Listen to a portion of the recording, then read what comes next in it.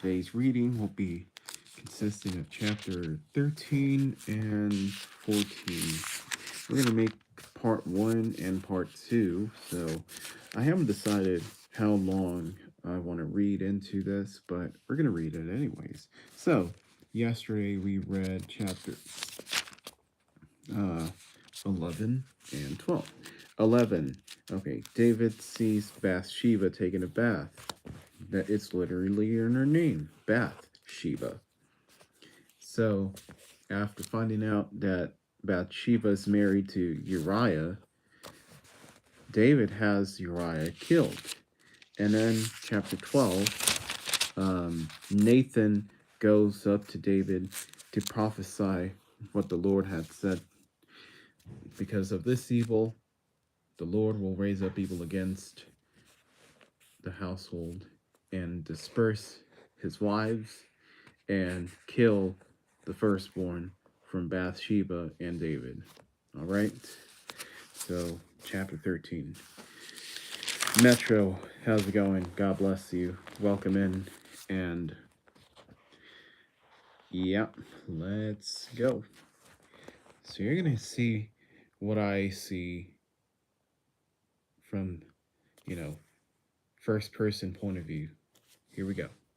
Chapter 13, Amnon and Tamar, or whatever. I really don't know if I'm pronouncing half of these names right. So, here we go.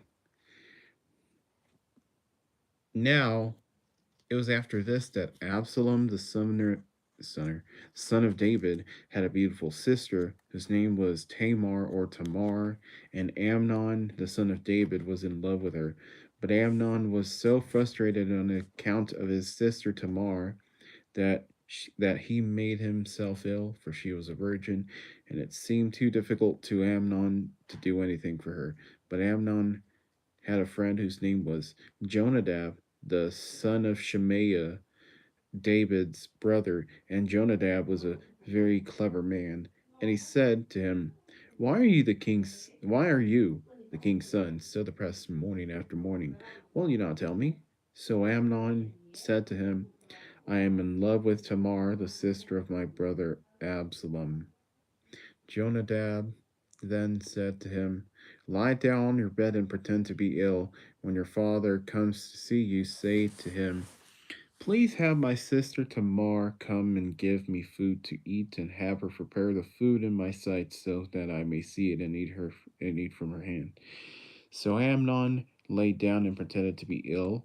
When the king came to see him, Amnon said to the king, Please have my sister Tamar come and make me a couple of pastries in my sight so that I may eat from her hand.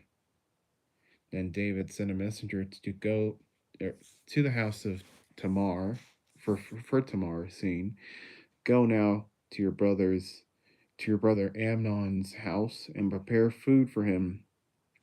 So Tamar went to her brother Amnon's house, and he was lying in bed. And she took dough, kneaded it, made pastries in sight, and baked the pastries.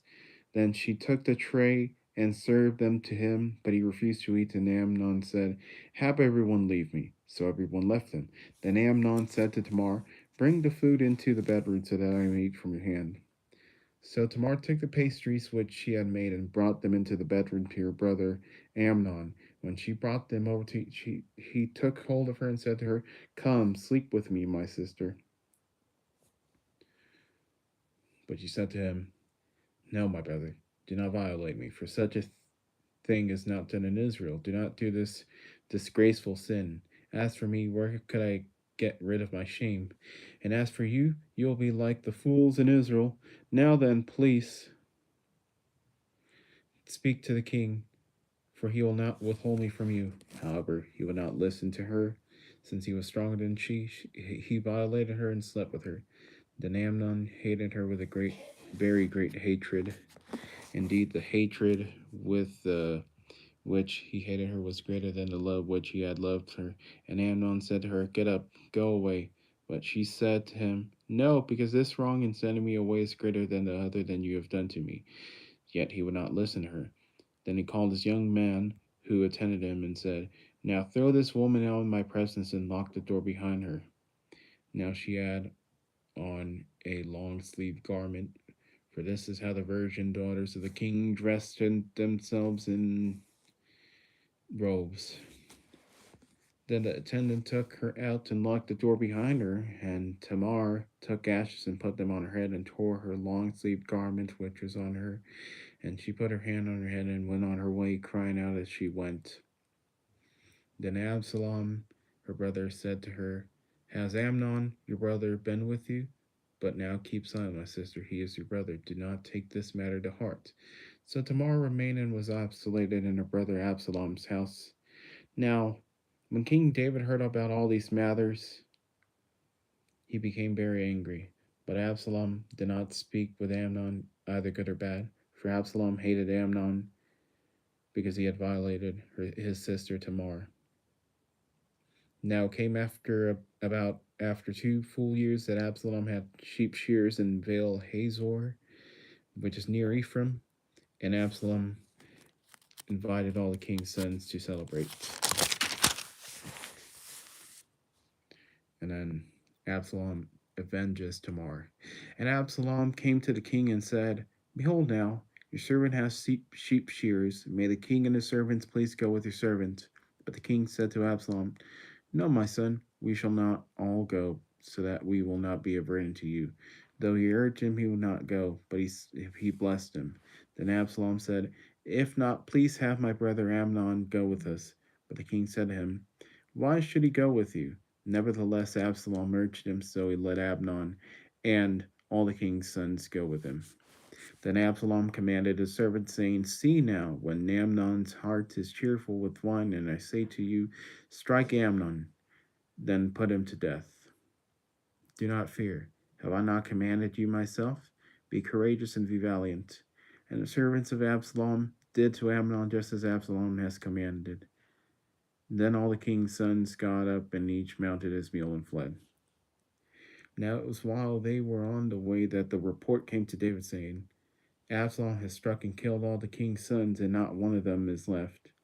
Then the king stood up, tore his clothes, and lay on the ground, and his servants were standing by with clothes torn. And Jonadab, the son of Shemaiah, David's brother, responded, "Let my lord not assume that they have been put to death." ¿Qué pasó? ¿Qué pasó?